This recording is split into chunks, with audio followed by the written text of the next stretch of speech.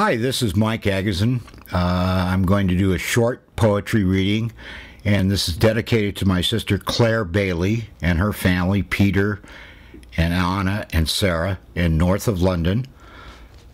And also, I want to mention that 40 years ago, almost to this exact date, we landed on the moon, and Neil Armstrong said, let's see if I get this right, one small step for man, one giant leap for mankind. And 40 years later, it still seems that way. Miss Sarah. I'm in Sarah Snyder's classroom, and I just left Mr. Lee's class. Now it is writing time for her class, as it was for Mr. Lee's Chinese class, as Mr. Lee's kids were given the topic of why two languages. They expressed on paper the various examples of both the usages and utility of speaking Chinese and English. Miss Sarah's class seemed to be working diligently on their writing. Now I almost feel guilty writing these paragraphs on school time. This morning I had difficulty with my own vulnerability and feelings emerging from some physical and phobic disability. And now, in contrast, I feel good being here in this classroom. It is colorful, it is warm. I like Miss Sarah. Two brief political comments. As I understand, China is GNP has come up from 6% to 7.9%, and that's due to the massive economic stimulus package, much more massive than ours. So that is a good sign in the economy. Second political comment is, let's legalize pot. About time. And let's collect on those taxes from it. And I'd like to now also thank Jonathan Shockley, who is the videographer. Also, he is going to subtext and hyperlink this. Thank you, Jonathan. This poem called City. Let me just paraphrase Paul Kantner first. He's the great rock star, San Francisco rock star. San Francisco, 49 square miles, surrounded entirely by reality. And there's a little sign of Vesuvius with that comment.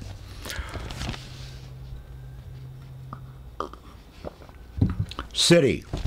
When the city is so overly crowded, the 38 bus with luckily enough room for me to sit down, that's unusual. The crowded bus, the crowded coffee shop, the pounding feet, the diners out, the laughing, slapping, loud teenagers all around.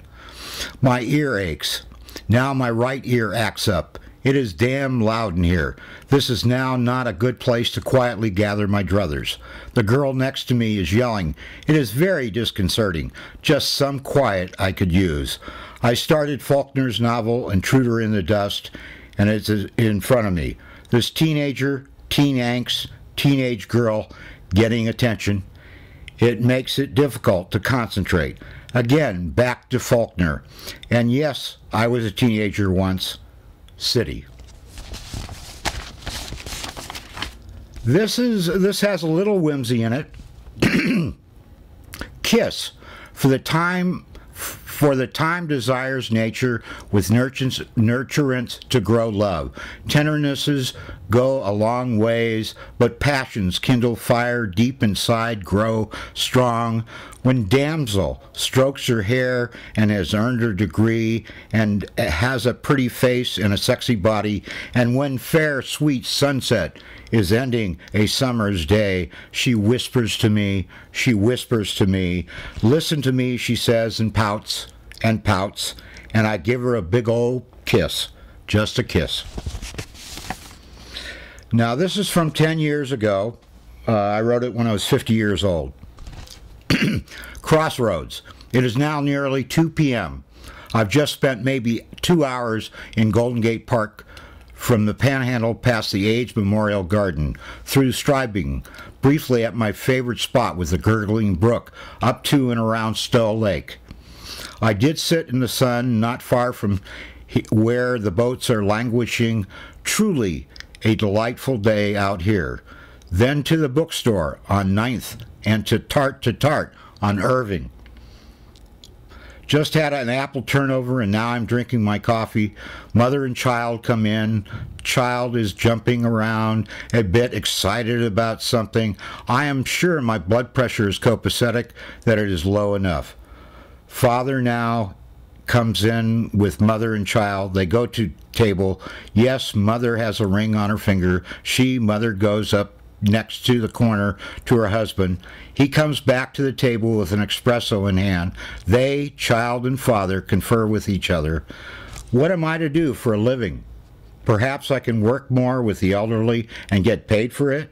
I feel like I am at the Crossroads, now at 50 years old. I might add I've been into the Granada extensively for 60 years. It's a senior residential hotel. The average age is about 83 years old.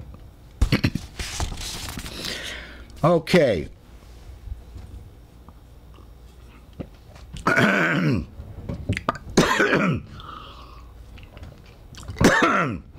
I want to preface this with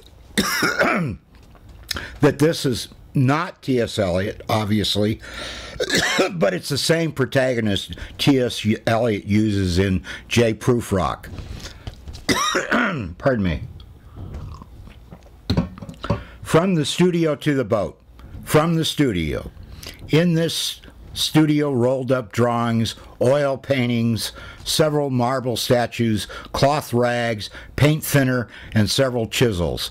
Michelangelo got out of bed and went to answer the knock at the door. He would often take a midday nap. "Uncle, are you rested?" Antonio beamed. Michelangelo nodded yes. Antonio's wife, Clarissa, smiled and gave the master artist a hello kiss. Michelangelo looked at her ripening belly and patted her on the stomach, smiling. Clarissa said, "It is about 5.5 months. If he is a boy, we will name him after you." They all walked in past the great paintings, marble treasures that the artist kept for himself. Michelangelo prepared tea for them. They all drank. Antonio asked if they could take the boat from the point to the bay in order to transport the Venus statue that Michelangelo was giving to his nephew and his nephew's wife. The artist said, "Okay, we will leave at about 5 p.m. before the sun goes down." They all agreed. The couple left with a certain gleeful anticipation. From the studio. About half an hour later, the Pope arrived without his entourage. "Michelangelo, I need that ceiling in the basilica done by spring. Can you get a few more artists and workers to help you? Your Holiness, I need more compensation to pay them, to feed their stomachs and their wives." The Pope, "I will give you 2,000 more drachma, but you'd better finish up in time." "Yes, Your Holiness, yes." The artist bowed. The Pope left on his roan horse, smiling.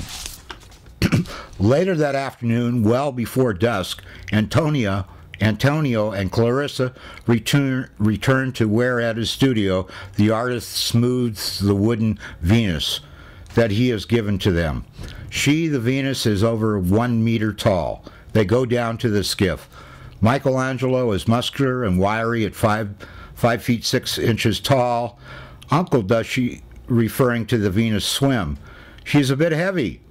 Clarissa, "Uncle, are you warm enough?" She pulls the yellow and gold blanket tight around him from the studio to the boat.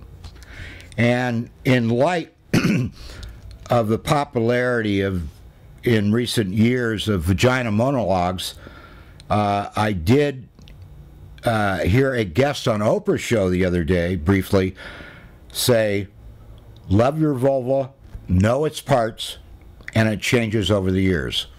Interesting. And a final poem, very short. Tide.